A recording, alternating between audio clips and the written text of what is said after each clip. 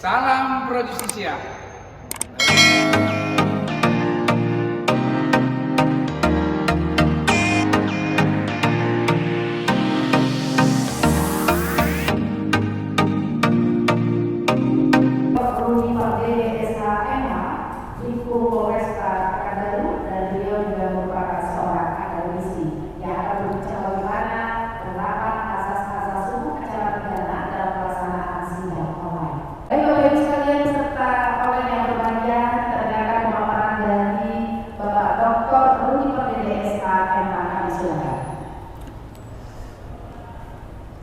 Terima kasih atas waktunya, Bu Moderator yang sangat cantik ya.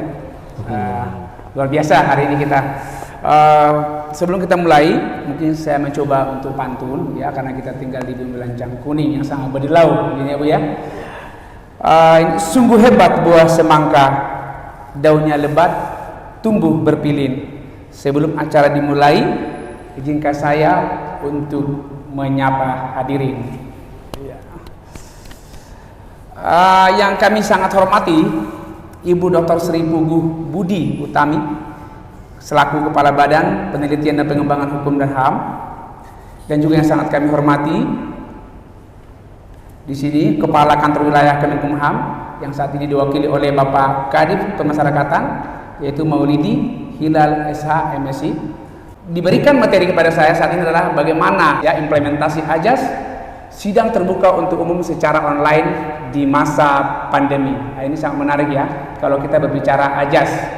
Untuk memahami AJAS di sini kita selaku law enforcement atau penegak hukum harus benar-benar memahami lapisan ilmu hukum secara luas. Ini dia. Itu ada beberapa. Yang pertama itu dogmatik hukum, teori hukum, dan filsafat hukum. Apabila kita berbicara dogmatik, berarti di sini adalah norma hukum atau hukum positif, arti hukum yang berlaku di negara kita ya, di Indonesia. Kalau kita berbicara teori, berarti ini menjangkau luas ini. AJAS, bagaimana penerapan AJAS terhadap implementasi pelaksanaan hukum di suatu negara. Kalau kita berbicara filsafat, berarti di sini berbicara adalah moralitas, nilai moralitas, dan di sini juga berbicara keadilan. Dimana kita tahu bahwa keadilan itu memang bukan hanya kita temukan di pengadilan ya. Keadilan itu bisa kita temukan di tengah masyarakat, baik di kepolisian, baik di kejaksaan, sampai ke pengadilan. Jadi keadilan itu ukurannya sangat luas.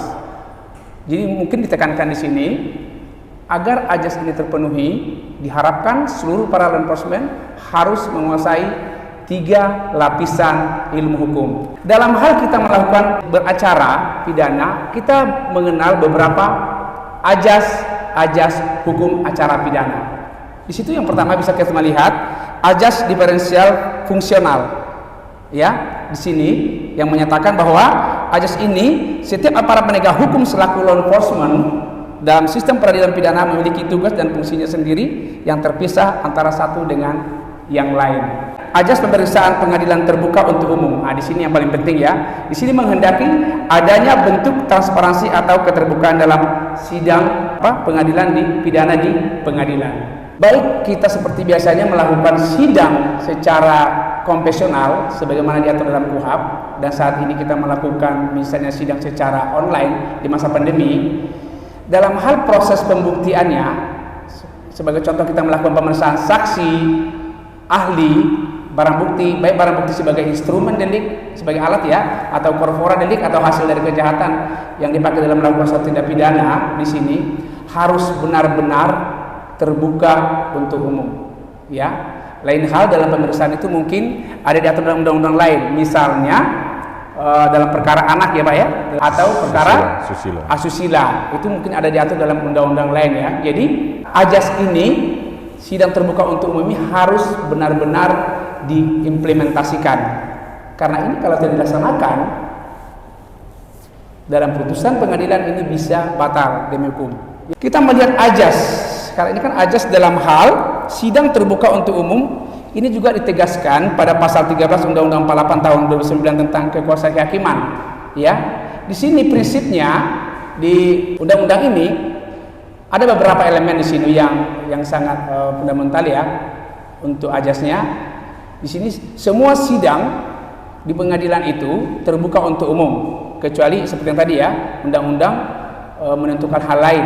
Kemudian putusan pengadilan hanya sah dan memiliki kekuatan hukum apabila dibacakan dalam sidang terbuka. Jadi kalau misalnya dua elemen ini tidak dipenuhi dalam persidangan, itu bisa batal ya. Jadi berdasarkan hal tersebut, baik dalam sidang mahkamah militer, baik sidang petun, sidang apapun, ini harus dilakukan ajas ini. Kalau tidak, putusan bisa batal demi hukum. Ajas persidangan terbuka untuk umum ini juga kita bisa melihat di Undang-Undang Nomor 48 Tahun 2009. Di sini yang mengatakan bahwa tentang kekuasaan kehakiman, di sini bahwa prinsipnya ajasnya Solus Populis Suprema Lex Esto, di sini bahwa keselamatan rakyat merupakan hukum tertinggi bagi masyarakat. Jadi dalam hal melakukan sidang saat ini, baik saat pandemi, jadi ada beberapa ajas terkandung dalam Undang-Undang Kekuasaan Nomor 48 Tahun 2009 juga diatur, ya. Dan juga saat ini kita melihat di regulasi di Perma Nomor 4 ya, bisa kita melihat regulasi dan penerapan ajas sidang terbuka untuk umum pada saat pandemi itu, ya. Dalam menghadapi situasi pandemi, di sini juga Mahkamah Agung sudah mengeluarkan Perma Nomor 4 tentang administrasi dan persidangan ya. Di sini kita melihat Perma ya, Mahkamah Agung melakukan ini menimbang, ada pertimbangannya kenapa ini dilakukan, mengeluarkan regulasi ini ya. Itu yang pertama, pengadilan berkewajiban membantu pencari keadilan untuk berusaha mengatasi segala hambatan ya, dan rintangan untuk mewujudkan peradilan yang sederhana dan cepat. Dan yang kedua, adanya perkara yang terkendala keadaan tertentu membutuhkan penyelesaian secara cepat dengan tepat dan menghormati hak ajasi manusia. Jadi masuk di sini seperti tadi Pak Eko sudah menerangkan juga tadi bahwa regulasi Perma, kalau kita melihat hierarki perundang-undangan Undang-Undang Nomor 12 Tahun 2011, bahwa secara hierarki perundangan ini di luar hierarki. Setiap perma yang dilakukan, peraturan Mahkamah Agung dilakukan oleh Mahkamah Agung, ini sudah masuk dicatat dalam lembaran negara, diundangkan dalam lembaran negara, dan menjadi perma ini mengikat bagi siapapun. Berarti berlaku bagi seluruh masyarakat dan berlaku ajas fiksi hukum. Berarti semua masyarakat harus dianggap tahu tentang hukum. Ini untuk perma, sehingga ini bisa menjadi regulasi dalam tertentu, karena Mahkamah Agung mengeluarkan ini juga memang menimbang hal yang tadi, yang poin 2 tadi, bahwa dalam hal terkendala ada hal tertentu, keadaan tertentu. Berarti saat ini pandemi yang sudah nasional mengatakan bahwa memang pandemi ini kita harus menjaga jarak ya, tidak boleh berkerumun. Berarti untuk menjaga keselamatan masyarakat karena hal ini dan tertinggi, sehingga kebijakan ini diambil, dan ini juga menjadi regulasi yang sah, dan ini diakui dalam undang-undang kita dan menjadi berlaku fiksi hukum dalam hal ini. Jadi kita berpendapat sudah sangat tepat ya, bagaimana implementasi di lapangan. Yang dulunya mungkin salah satu contoh pada saat pembuktian, misalnya barang bukti. Ini kan sebenarnya tujuan dari hukum acara pidana itu kan untuk mencari kebenaran material, kan itu sebenarnya. Tidak sedikit pun ada yang tertutup, harus terbuka. Itu tujuannya dalam hal perkara pidana ya. Berarti mungkin itu yang bisa kewajiban kepada seluruh para law enforcement ya, baik mungkin jaksa selaku penuntut, hakim selaku pemutus, di sini harus benar-benar, karena mungkin dalam hal barang bukti misalnya, ini kan benar-benarkah itu misalnya barang bukti sebagai instrumen delik atau korpora deliknya, itu kan sebenarnya diperlihatkan kepada si terdakwa, dan juga diperlihatkan oleh kejaksaan, diperlihatkan oleh hakim, biar benar-benar bahwa inilah instrumennya atau korpora deliknya yang digunakan oleh si pelaku. Ini yang perlu seiring berjalan, karena ini kan baru mungkin dilaksanakan ya Bu ya. Ini mungkin yang harus bisa dibenahi, seperti tadi sudah ada dilakukan penelitian oleh Bang Eko tadi, Pak Eko tadi, bahwa di lapangan itu memang banyak terkendala. Tetapi apapun itu tentang jaringan, baik mungkin membuktikan dari barang bukti tadi, mungkin bisa saja.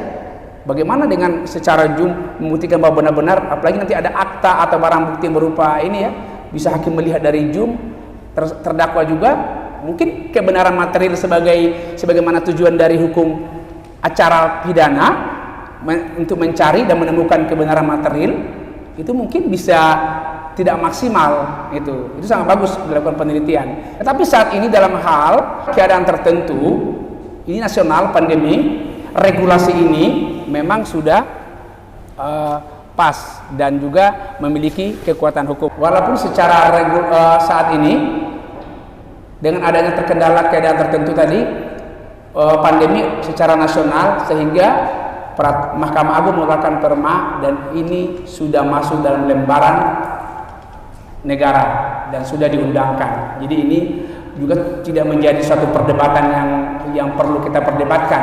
Hanya bagaimana implementasi di lapangan saja nanti yang perlu mungkin diperhatikan seluruh para law enforcement supaya benar-benar kebenaran material tercapai.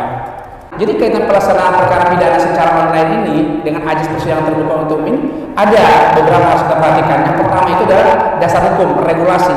Jadi secara online dilakukan, berarti ada dasar hukum, yaitu adalah regulasi tadi Perma 4 tahun 2020 tadi. Ini menjadi regulasi. Kemudian yang kedua, ada kewenangan dari hakim di sini, majelis hakim untuk melakukan persidangan. Kemudian kemajuan teknologi, ya, dan trial by depress tadi yang dikatakan oleh bang peneliti tadi ya, bahwa hukum kan kita tahu nih, hukum ini dinamis, hidup, bergerak. Mau tidak mau kita harus mengikuti. Itu dia. Ya, hukum itu hidup, dinamis.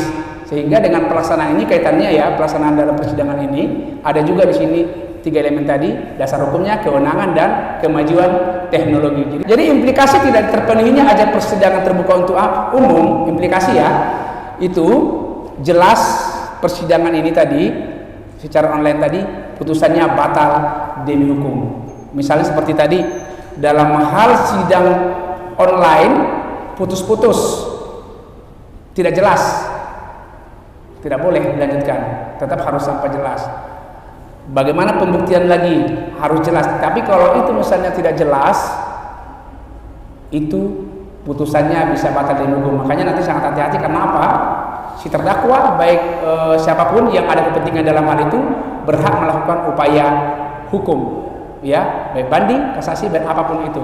Nanti itu harus benar-benar dijaga. Penerapan ajas hukum acara pidana persidangan terbuka untuk umum secara online di masa pandemi ya, ini telah memenuhi ajas persidangan untuk umum. Dengan pertimbangan tadi adalah ada regulasi yang benar-benar sudah diakui ya, dan juga di situ ada juga ajas yang tersirat dalam Undang-Undang Kehakiman 48 tahun 2009 dan juga implementasi atau proses melakukan persidangan tadi benar-benar dilakukan sesuai dengan hukum acara pidana.